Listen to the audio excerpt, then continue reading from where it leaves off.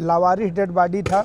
यहाँ पर देखते थे कि जो पुलिस के माध्यम से डेड बॉडी आता था वो डेड बॉडी दूसरे के चिता के ऊपर रख देते थे। अच्छा। और जली लकड़ी जो है शमशान घाट का बटोर करके उससे जलाते थे। और बहुत ऐसे डेड बॉडी थे कि उसको ला करके लोग दफा सरपट फेंक देते थे। और जब फेंक देते थे उसको कौवा कुत्ते नोच कर खाते थे। हमें ये गड़बड़ लगा। वज्र के करेजा रहे ऐसा दामाद कोई पसंद करता आज के समय में यार। आज के समय में नौकरी चाकरी वाला पसंद करेगा कि यहाँ कीड़ा बीछी गोदर बानर वही सब लाश के धंधा करे वाले पसंद करेगा। तो भोलेनाथ बाबा कृपा है सब। खर्चा कैसे चला? हमारा खर्चा वही प्रथम महापौर ऋषिकेश उपाध्याय जी हैं, वही मैनेज करते हैं सब। साहब तो वही वेतन देते हैं? जी जी। अच्छा अच्छा। सब वही करते हैं, जो भी ज़रूरत होता है। जल्दी मैं उनसे कहता नहीं हूँ, लेकिन जो कह देता हूँ उसको वो। हाँ, ये हैं हमारे पूर्व महापौर ऋषिकेश उपाध्याय जी। जैसा कि मैंने पहले केवल सुना ही था, आज जो ये दृश्य में देख रहा हूँ यहाँ पर लोग धर्मार्थ कार्य भी करते हैं, लेकिन साफ़ सुथरी जगह काम करते हैं। मंदिर में जाके चढ़ावा चढ़ाते हैं और जहाँ जाएंगे मज़ार पे जाएंगे, लेकिन कोई शमशान घाट पे सारी व्यवस्था करे। जय सिया राम। अयोध्या धाम में हूँ। ये कलयुग चल रहा है, लेकिन कलयुग में भी कुछ लोग ऐसे हैं कि अभी संभाले हुए हैं धरा को अपने कर्मों से, अपनी समाज सेवा से, अपनी धर्मार्थ कार्यों से। कितना भी हमारे देश में पाश्चात्य संस्कृति हावी हो गई, मेरे यहाँ के संस्कार सभ्यताएं विलुप्त हो गई, लेकिन कुछ लोग अभी ऐसे लोग हैं कि जो कि अपने संस्कार और सभ्यताओं को बचाए हुए हैं। हमारे बगल ये आप लड़का देख रहे हैं रितेश मिश्रा जी, ये अयोध्या में जब से आए तब से धर्मार्थ कार्य में लगे हैं। ये क्या क्या करते हैं, इन्हीं लाशों के बीच में रहते हैं और यहाँ पर जो लाशें आती हैं, जो लावारिस लाशें आती हैं, और भी धर्मार्थ कार्य करते रहते हैं। सारी चीज़ों को हम जानने की कोशिश करेंगे कि आखिर इनका जीवन चक्र कैसे चल रहा है। आप अयोध्या कैसे आए? रितेश जी, जय सिया राम। बताइए आपका अयोध्या में कैसे आगमन हुआ और आप क्या करते हैं? हमारा जन्म अयोध्या पे हुआ है, सरयू आरती घाट के बगल जो है। और ईश्वर की कृपा था जो है जन्म प्रभु श्री राम की नगरी अयोध्या में मिला है। हाँ। और बचपन से ही हमारा सपना था सेवा करने का। हाँ। और ईश्वर के ही कृपा। अच्छा, आप यहाँ आए तो आप भी तो दान दे दिए गए थे, हमने सुना था। जी, हमारे पिता, हम 5 साल की उम्र में हमारे पिताजी का स्वर्गवास हो गया था। तो हनुमानगढ़ी मंदिर जो है एक महाराज जी को समर्पित हो गए थे, रामचंद्र दास जी महाराज जी को। फिर वहाँ से हमको नागेश्वर नाथ मंदिर की सेवा मिली। नागेश्वर नाथ से भी सेवा कर फिर अपने परिवार माता जी के साथ रह के आज पूरी अयोध्या में सेवा हमारा जारी है। आपके ये सेवा की प्रेरणा कैसे मिली? चलते रहिए थोड़ा इधर भी देखते। सेवा का प्रेरणा यही है कि जो लावारिस डेड बॉडी था, यहाँ पर देखते थे कि जो पुलिस के माध्यम से डेड बॉडी आता था वो डेड बॉडी दूसरे के चिता के ऊपर रख देते थे। अच्छा। और जली लकड़ी जो है शमशान घाट का बटोर करके उससे जलाते थे। और बहुत ऐसे डेड बॉडी थे कि उसको ला करके लोग दफा सरपट फेंक देते थे। और जब फेंक देते थे उसको कौवा कुत्ते नोच कर खाते थे। हमें ये गड़बड़ लगा। कहाँ से चोट लगी आपको? ये हम लोग कोरोना काल में आए थे और तमाम यहाँ देखते थे कि रात की एक डेड बॉडी आई एम्बुलेंस से और दूसरे का चिता जल रहा था, उसी के ऊपर वो बैग उसमें रख दिए। तो रखने के बाद हम पूछे कि ये मामला क्या है, तो बताए कि लावारिस है।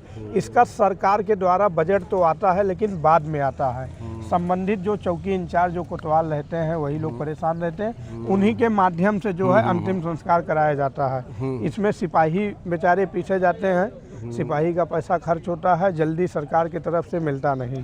तो हम लोग जुड़ करके एक लावारिस डेड बॉडी की व्यवस्था कराए जो अंतिम संस्कार अच्छे से हो जाता है। अच्छा अच्छा अच्छा अच्छा। तो ये और भी कुछ और भी कार्य आप किया करते हैं? सड़क दुर्घटना में कोई घायल हो, लावारिस डेड बॉडी हो। हमारे अयोध्या में राम मंदिर जब से बना है, यहाँ तीर्थ यात्री बहुत दूर दराज से लोग आते हैं, बिहार, बंगाल, उड़ीसा, विदेश से लोग आते हैं। बहुत ऐसे परिवार रहते हैं कि डेड बॉडी ले जाने के लिए पैसा नहीं रहता है, तो उनका अंतिम संस्कार हमारे शमशान घाट पर अयोध्या। खर्चा लगता है जो अंतिम संस्कार आप करवाते हैं लावारिस लाशों का, हिंदू धर्म। जी जी, ये खर्चा, ये लावारिस डेड बॉडी चाहे वारिस डेड बॉडी या मध्यम वर्ग या गरीब लोग, इसका खर्चा वाहन जो है हमारे अयोध्या के प्रथम महापौर ऋषिकेश उपाध्याय जी का। अच्छा। ये लकड़ी बैंक है। ये लकड़ी बैंक उन्हीं का है? जी जी, ये लकड़ी बैंक उन्हीं का है। अभी तक जो है हजारों से ऊपर 2000 से ऊपर लोगों का अंतिम संस्कार करा चुके हैं। हाँ। गरीब अमीर मध्यम वर्ग कोई भी आए, अयोध्या हो, गोंडा हो, बस्ती हो, तमाम कोई तीर्थ यात्री भी हो,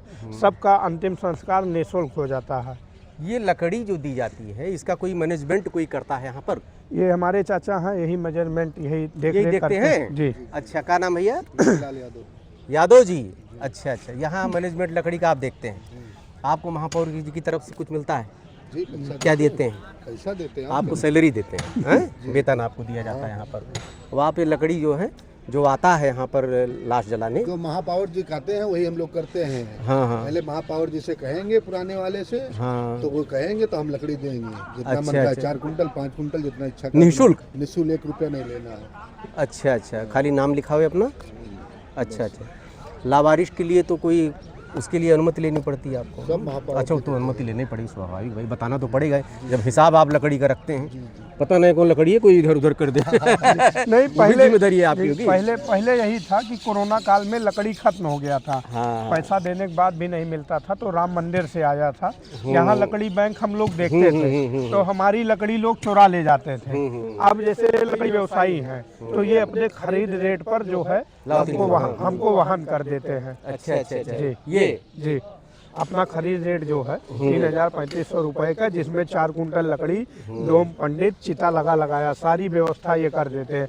ऑनलाइन व्यवस्था हो गया है। हाँ, जो चाय पिया जी, इसमें अरे अरे पियो पियो, जी जी चाय कहाँ नहीं पियो?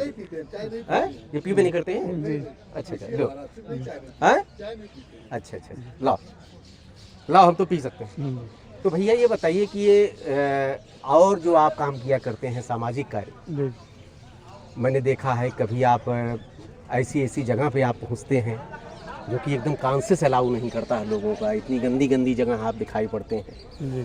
तो वो कैसे आपके मन में? ये ईश्वर की कृपा है। ईश्वर प्रकट नहीं होते हैं, लेकिन इंसान के रूप में ही ईश्वर रहते हैं। हमारा सौभाग्य है कि ईश्वर के करीब हुए हैं। बहुत बड़े बड़े मामले रहते हैं। हमारी तो उम्र बहुत छोट है। बहुत लोग फंसाने के लिए सोचे, बहुत यहाँ तक शासन प्रशासन लग गया कि इसको जेल भेजो, तरह तरह लग गए, लेकिन मैं गलत नहीं किया, ना कोई गलत कार्य करता था। ईश्वर हमारे साथ थे, मैं ईश्वर के साथ। ये बताओ, आप तुम्हारे बाल बच्चा हैं, शादीशुदा हो, आपकी पत्नी कभी मना नहीं करती है तुम्हें कामें करे हुए तो और अच्छा काम करो, ये का गंदगी में लाश उठाना, रोज शाम को गंधाते हुए घर जाते होंगे आप, जी साफ सुथरा तो जाते नहीं होंगे, नहीं शरीर आपको बदबू करता होगा। जी। तो कोई भी पत्नी छोड़ो चाहे कि हमारे हस्बैंड ना आवे बाहर से गंद लपेट के आवे सब गंदगी, ये कभी नहीं। शिकायत करती है? नहीं करती तो नहीं है। ईश्वर की बड़ी कृपा है कि वो मैनेज किए हुए हैं। भाई घर के बाहर तो ही जरूर जाने। नहीं मामला रोकती नहीं है, क्योंकि देखिए हर लोगों की कोई भी पत्नी है अपने पति, क्योंकि उनको भी हौसला है। अगल बगल के लोग कहते हैं कि तुम्हारा पति बहुत अच्छा कार्य करता है। अच्छा। और हमारी शादी, हम नागेश्वर नाथ मंदिर के ही पुजारी थे, और हमारी जो शादी हुई है वो बस्ती भदेसर नाथ से हुआ है। अच्छा, ये भोलेनाथ बाबा की बहुत बड़ी कृपा था। इधर यार दिखा दीजिए सब। हाँ हाँ। कहाँ से हुई थी? बस्ती से? बस्ती भदेसर नाथ मंदिर से। अरे तो तोहरे ससुर असुर तो सब जलते रहे हैं। जी जी हाँ, वो जानते थे हम ये सेवा, हम पहले ही शादी होने से पहले जानते थे कि गाय, कुत्ता, गैया, बंदर, बिल्ली, आदमी सब हम बताए थे। और हम अच्छा, हम ये आप बताए थे कि क्या काम आप करते हैं? जी जी, हम ये बता दिए थे। वो लोग मान नहीं रहे थे। वो उनको गैया, बंदर, कुत्ते के बीच में जिसका दामाद रहे, जी जी, कोई पसंद करेगा? कोई पसंद तो नहीं करेंगे, लेकिन वो लोग हमारी बात यही मानते थे कि ये नागेश्वर नाथ मंदिर में रहते हैं। तो वो देहाती लोग थे, तो उनको हम कहे ठीक है। तो उनको मैं मोबाइल, स्क्रीन टच मोबाइल के माध्यम से सबको एक लाइन से लगा करके वो फोटो दिखा रहे थे कि ये हमारा काम है। अच्छा अच्छा अच्छा। और हम समाज के बीच में 24 घंटा रहते थे। शादी करने से पहले ही हमारा एक शर्त यही था कि शादी हो जाएगा, लेकिन काम नहीं छोड़ेंगे। और ईश्वर की बड़ी कृपा है कि आदमी शादी होने, वज्र के करेजा रहे ऐस दामाद कोई पसंद करता आज के समय में यार। आज के समय में नौकरी चाकरी वाला पसंद करेगा कि यहाँ कीड़ा, बीछी, गोदर, बानर, वही सब लाश के धंधा करे वाले पसंद करेगा। तो नहीं, भोलेनाथ बाबा कृपा है, सब मैं ईश्वर ही। कहूँगा धन्य है इनके सास ससुर भी, धन्य है इनकी पत्नी जो ऐसे व्यक्तित्व के साथ अपने को उन्होंने समायोजित करके रखा है।